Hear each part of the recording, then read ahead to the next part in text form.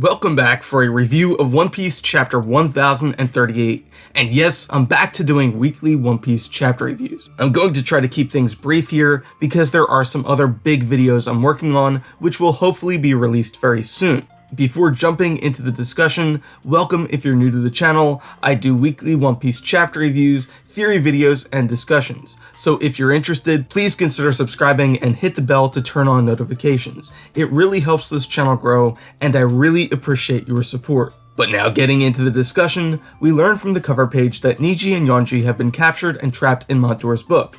This is pretty much what I suspected based on their absence on last week's cover. 1039 will have a color spread, so we have to wait 2 weeks for the next installment in the Germa 66 story, but I wonder if we'll next see Peakums has been similarly captured, or maybe even Aladdin and the other Sun Pirates. I'm not sure if I mentioned this in an earlier video, but I have been suspicious for some time of Jinbei's claim that he and the Sun Pirates all escaped unscathed from Whole Cake Island. He told Luffy that he was delayed in coming to Wano because of the lavish farewell party the Sun Pirates threw for him. But it always seemed to me that Jinbei was hiding the truth so as not to concern the Straw Hat Pirates. Partying just seemed too out of character for him. And no, I do not think Oda is going to reverse Pedro's death. Moving into the actual chapter, we see Raizo and Fukurokuju are now both completely engulfed in flames, and neither is giving an inch. All I'll say here is that this fight is way more intense than I ever suspected, and as we'll get to a bit later in the video, reinforces my belief that all 9 scabbards will be left near death's door before the dust settles, and may even use the last of their strength to empower Luffy as the 9 shadows cast by the moon to help him overcome Kaido. But more on that topic in an upcoming video. Over the next several pages, we see Chopper finally restored to normal and Jinbei rescuing some of the samurai as the castle continues to burn. Chopper is justifiably concerned about Zoro, and Frankie seems to be headed in that direction. This is another topic I'll touch on in an upcoming video, but typically the Straw Hats group together for one final mission while Luffy settles his fight with the primary antagonist of a story arc. Personally, I still believe there's one more major twist coming in Luffy's battle with Kaido, and accordingly the Straw Hats are still being gathered. They seem to be generally headed in the same direction, but are also still working toward independent goals, so it's really hard to say at this point what they might do. Oda doesn't necessarily need to adhere to this pattern, but I think the Straw Hats may regroup at some point before the action draws to a close. But now on the topic of Zoro, probably the most interesting scene in this week's chapter. Chopper expresses his concern that Zoro could die due to his injuries, given the amount of damage he had sustained before his fight with King even began. On the next page, we see Zoro lying unable to move as what appears to be the Grim Reaper stands over him with a scythe, ready to ferry his soul to the afterlife. This is really interesting on multiple levels, but I will preface this by saying there's probably an 80% chance this turns out to be a gag of some kind and Zoro emerges unscathed. But it's nevertheless interesting to consider the more interesting alternatives. Zoro had been pushed to his breaking point on the roof, and only stood back up thanks to the drugs Miyagi injected him with, so it's no surprise he's on the borderline between life and death. Assuming this visage is real, it's one of our first real glimpses into the spiritual dimension of the One Piece world. We already know souls exist based on Big Mom and Brook's Devil Fruit, but this confirms something I've touched on in chapter reviews since early last year, that Oda has heavily used the motif of ghosts, spirits, and the afterlife on Wano, and I think this could be building to something big. In an upcoming video, I speculate about this topic in a bit more depth, but I think there could be a true thinning of the veil, so to speak, in Wano's final act, and perhaps this is what makes Wano so special and so important for Kaido. I don't at all think it's likely to happen, but it could be interesting if Zoro did temporarily cross over into the land of the dead. Hopefully, Death didn't take his declaration about becoming King of Hell as an actual challenge. Moving on, we see Izo has suffered some pretty serious injuries and is now alone somewhere inside the burning castle. This again brings me back to the idea that Oden's retainers are all being placed in a near-death state. Denjiro, Kawamatsu, Inarushi, and Nekomamushi are the only ones at this point who seem to be relatively unharmed. But more importantly, CP0 arrive, and I love the way this scene is presented. The world government agents have such an ominous presence as they walk slowly and calmly through the flames, as if completely unfazed by the chaos around them. They're like creatures right out of a horror movie. Interestingly, the apparent leader of CP0 says that although they're technically supposed to arrest Izo for being a member of Whitebeard's crew, they'll agree to let him go for the time being because their targets are the Straw Hat Pirates.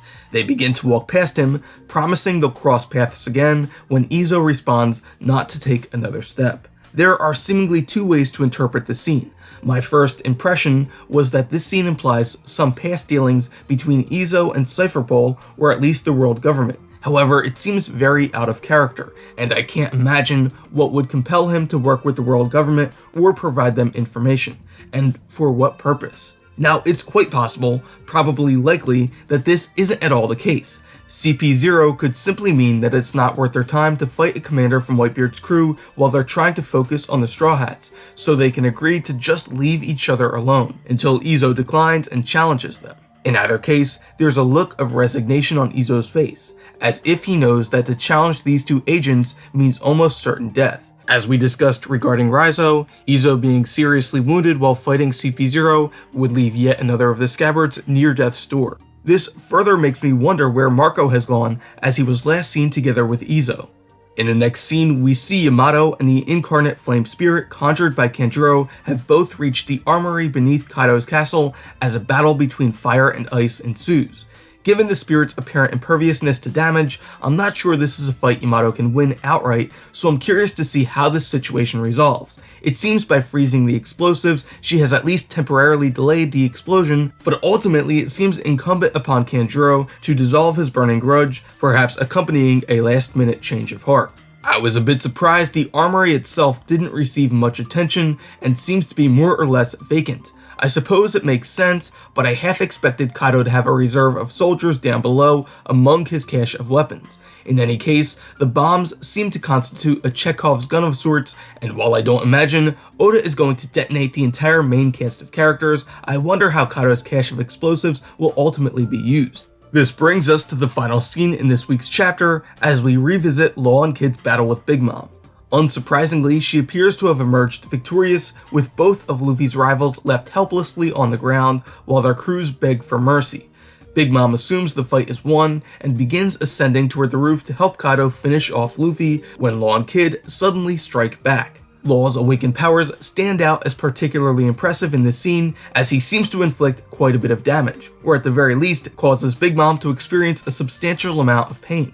I also really appreciated Kid's monologue on the following page as he compared facing the Emperors in battle to a rain wearing down a mountain. The fight against Kaido and Big Mom on Wano can certainly be called a war of attrition, as the worst generation slowly wear down their seemingly insurmountable opponents. Big Mom has certainly sustained more damage in this battle than I ever would have expected. With that being said, I still remain undecided about her being fully defeated during this story arc. Big Mom and her family have unresolved narrative threads related to the Straw Hat Pirates and Elbaf, and it's thus hard to imagine her story fully ending here. On the final page, Kid and Law in unison declare that they will prevent Big Mom from reaching the roof to interfere in Luffy's fight with Kaido, and honestly, this seems like a far more realistic goal. Whether or not Big Mom is defeated, Law and Kid will prevent her from rejoining the rooftop battle, and in so doing ensure Luffy has an opening to defeat Kaido. Kid says Kaido's defenses must be wearing thin, a sentiment which Yamato also expressed. While it does seem Luffy has achieved parity with Kaido for the time being, and that the Emperor is indeed weakening,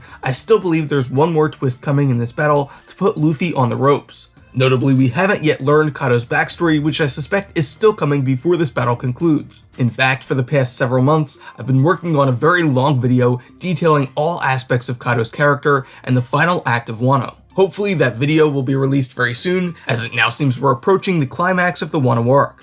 That's all for this week's chapter review. Thank you for watching. I apologize for my long absence, but I will resume doing weekly commentary on chapters as they're released.